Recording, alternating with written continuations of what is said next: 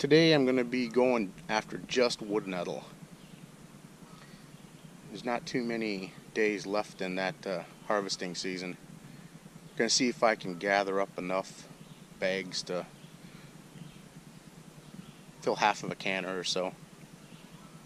Usually I don't pick wild edibles along roads, but you know, in this case, when you got something like this, you know, it's not well traveled, it's not very dusty, you're fine.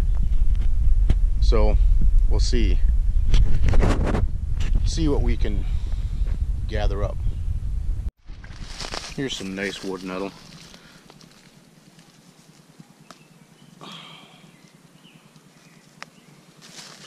Shouldn't have too hard of a time getting enough.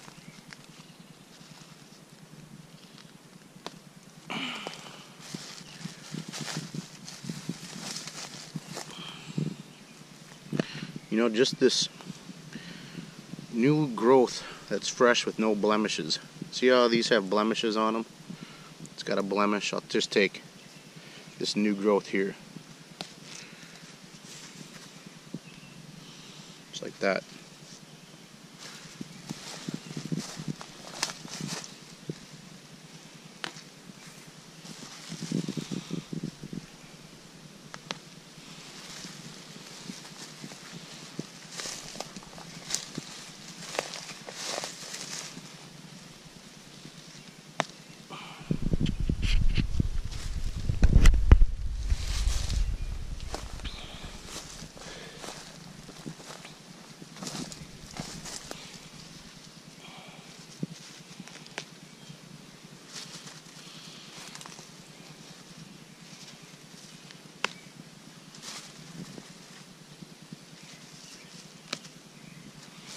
This probably still has a few days of being good on it, you know, before it starts to bud.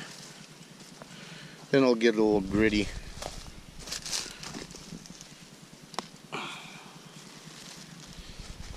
So got some stinging nettle here too, regular stinging nettle.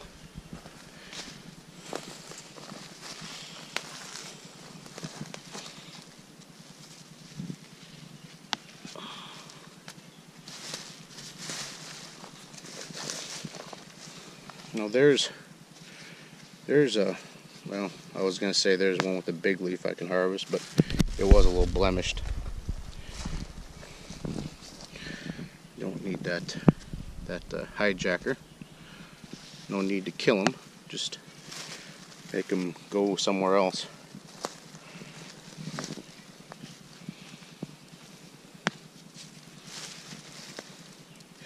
I touched my arm on one of those wood nettle plants. Now it burns.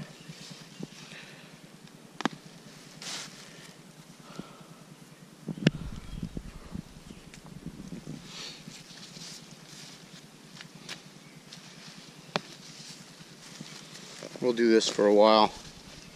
I should be able to get about a bag full here.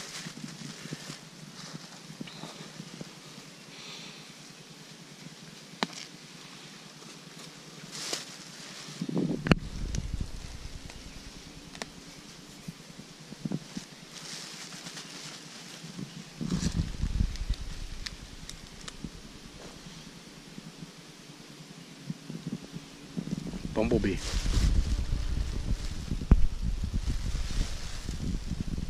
Oh, there's this hole. Bumblebee hive underneath there. That's kind of cool. There's some honey somewhere under the ground.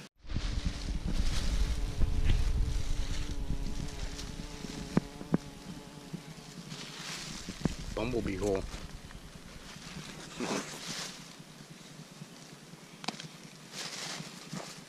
See, some of that's a little dusty from the road. That'll wash off real easy. This is just really nice. This is a little secret spot of mine that I found a lot of nice wood nettle at over the years. Look at that one. That one. That one's a whole big leaf and everything. Look at all that.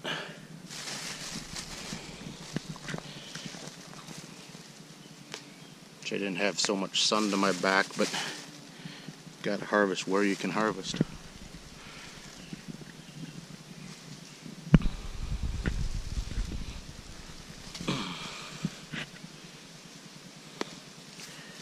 Well, I'm gonna turn the camera off and just focus on doing this. But look at all this wood nettle. So keep me busy for a while.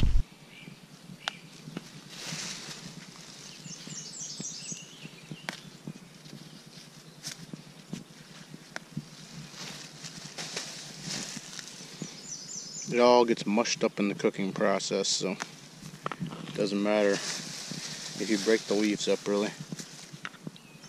That's a beautiful nettle plant. There it comes off there. Look at that.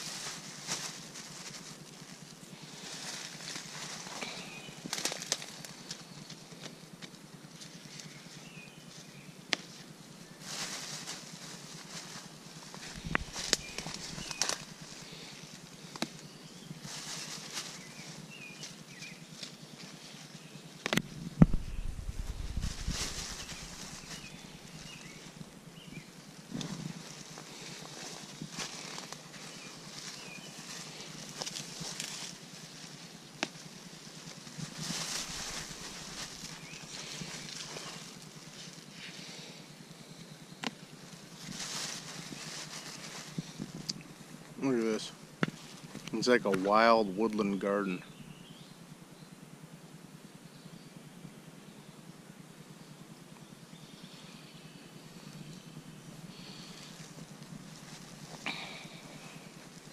I've changed locations. Public lake accesses are also a really good place to forage. I don't know about how legal it is, to be honest with you, but you're not really hurting anything by doing this. You're not hurting any of the plants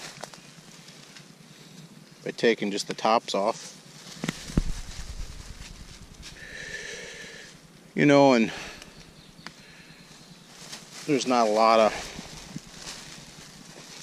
driving, you know, there's a lot of activity around these areas per se.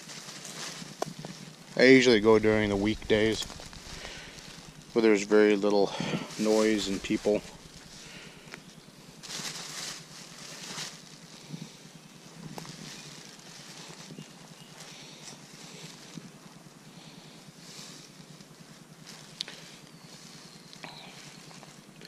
I don't want to get too much in this thick stuff, but I mean, just look at all this wood nettle. Solid wood nettle. And most people just walk by it or avoid it or cut it down or ignore it. My favorite wild cooked green. So here we have 10 jars of greens. It's Sunday today, and I first started harvesting these greens on Tuesday. We went out on 4 separate occasions, and it kind of all looks the same, doesn't it? And you can tell that's milkweed, you know, versus that which is not. But the way I keep track of what jar is what is by the jar type. So you see that's a ball, and it's got a, what is that, a poppy flower on the back, you know. And then here I got a ball that's got a fruit picture on the back of it. So then what I do is I got this list here. So I got my ball blues, got lamb's quarters and wood nettle. That is right here. Where is that? Right here. The ball blue, lamb's quarters, and wood nettle, I guess. And then the ball with the fruits got the milkweed, and the ball with the flowers got the regular stinging nettle. So this is a whole jar of regular stinging nettle. And then you get the idea. And then I've got the lids boiling. I use the Tatler reusable lids with the rubber rings. So once those have boiled for about 10 minutes, then I'll wipe the rubber rings and lids dry and put them on here. I have to take these lids, these rims of the jars, and wipe them clean before I put the canning lids on. Each one of these has canning salt in them, and some of them have powdered acid in them too. I always like to put a little powdered acid blend in with nettle and wood nettle. I think it brings out the flavor better. So I'll get those rims cleaned and these wipe dry lids and rings on them, and then replace these old metal lids with those, and then we'll get them in the pressure canner. I have the reusable canning lids on the jars now. I'll show you how to just get a regular ring, and with these what you do is you tighten it and then take it back so it's not tight anymore, like that. Why I like the reusable lids is because you never lose a jar with them, because the pressure inside never forces the bottom of the jar to break off.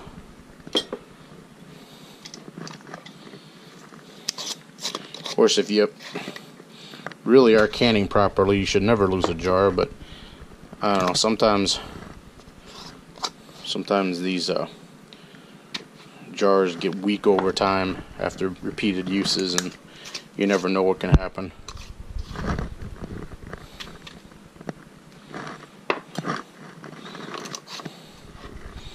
I don't know if you noticed, I had some odd sized jars here, more like a 12 ouncer, I guess this one is. Like I said before, I like to get my canning jars from like swap meets and auctions and stuff, because the old glass was thicker, and I just think that they can up better. But how could I tell the difference between these two? Well, you can tell that they're not the same greens exactly, but here's how I did it. There's a number on the bottom. Most jars, old jars, had a unique number. This one's 16. And this one was 7. Let's see that. 7.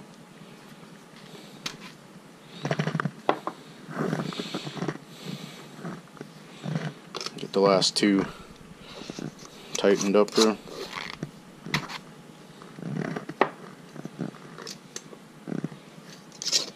I know these rings don't look the best, but they don't matter. They just hold this on. Once these come out of the canner and cool down to room temperature, I'm not going to keep this on anyway. The pressure made, the decrease in pressure made inside the jar will keep that sealed down. Don't ever leave your rings on stuff you can. That actually increases the risk of spoilage, because the inside of that ring, it might rust, and that would actually potentially cause a leak, and you don't want botulism. So now we'll get them into the pressure canner.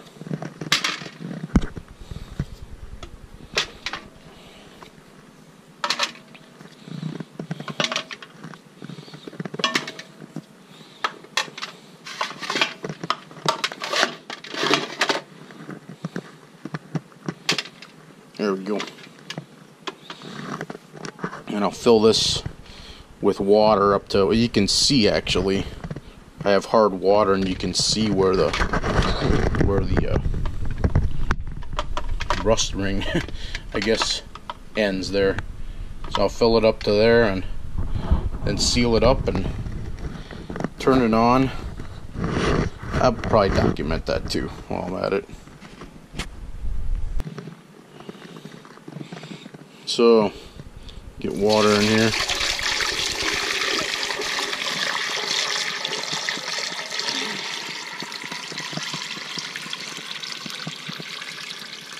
That's enough.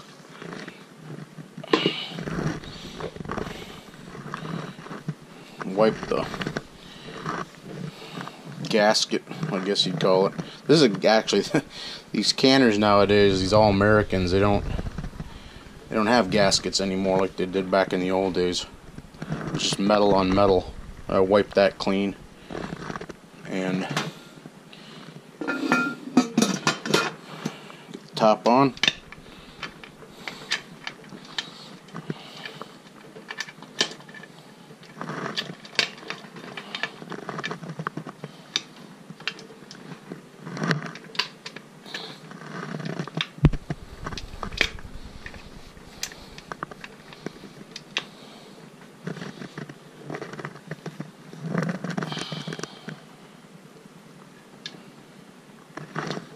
These up here, so it's sealed down well.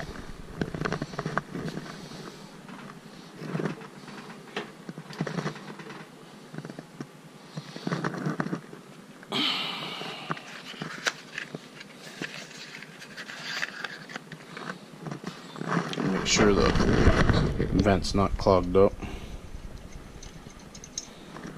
and then get the heat on. And then once that starts steaming out of that vent, I let that vent for 10 minutes, and then I get my weighted gauge on there at my altitude. And for most people, unless you like live up in the mountains, you use 10 pounds.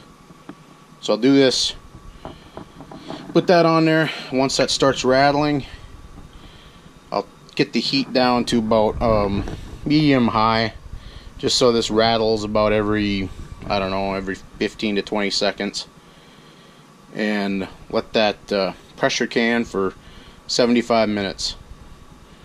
And then I'll turn off the heat, let the pressure gauge come all the way down to 0, remove the weighted gauge, and let it steam out for 2 minutes before opening it up carefully and with the lid away from me so the steam doesn't come up on me. And then with the jar lifter, lift them all out. I'll put a towel down here. You don't want to put 200-degree glass on a 50-degree counter. It's never a good idea. So I'll get a towel down there, and then that's done, I'll lift the jars out and put them on there. And then when they come out, I'm going to tighten each ring on the jar. That's what you have. That's the last thing you have to do. Otherwise, they won't seal properly on the reusable lids. So do that. Get this all canned up, and then tomorrow I'll clean the jars up and video what the jars look like. Couple things I forgot to mention. I'm going to put this weighted gauge on here now at 10 pounds per square inch. So you got your 10, your 15, and your 5. Do it 10. If you're at an elevation considerably above 1,000 feet, then you want to go 15. But where I'm at, it's just about exactly 1,000 feet. So this goes on. Careful you don't burn yourself when you do that. That's why I have the UV glove on. And wait for that to come up. But I forgot to mention that I had those jars in the fridge for I guess 5 days. Was the earliest one was in there that long, and then the most recent one was only in there for a couple days. But I took those jars out earlier today and let them come to room temperature. You don't want to put cold jars in a canner and put them on high heat, and you'll not have a successful canning experience if you try to do it that way. So let your jars come to room temperature before you can them. Here's what we ended up with. I got 4 jars of wood nettle all together. We got some milkweed. We got some stinging nettle. And then we got our little oddities here. This is a mixture of stinging nettle and grapevine. With that jar, I did not add any powdered acid because the grape leaf itself has enough tannin and acid in it. And then this is a mixture of milkweed, grape, and greenbrier. And same thing, no added acid to this one. Each jar has a half a teaspoon of canning salt. But I use the I use people paint markers to write on the lids. So it washes off easy, and I can just reuse the lid, but they can still be labeled. I used to use masking tape until I discovered the people paint markers. You can get them on Amazon or, I don't know, any craft store. But as you notice, I have 9 jars, and one of the jars didn't seal, and that jar is right there. That was wood nettle and lamb's quarter, and it didn't seal because I didn't get the screw band on correctly. It was on crooked, so make sure you get your screw bands on straight. So that's 1 week of harvesting greens, and we'll get those put in the cupboard with all the rest of our wild goodies. Num num.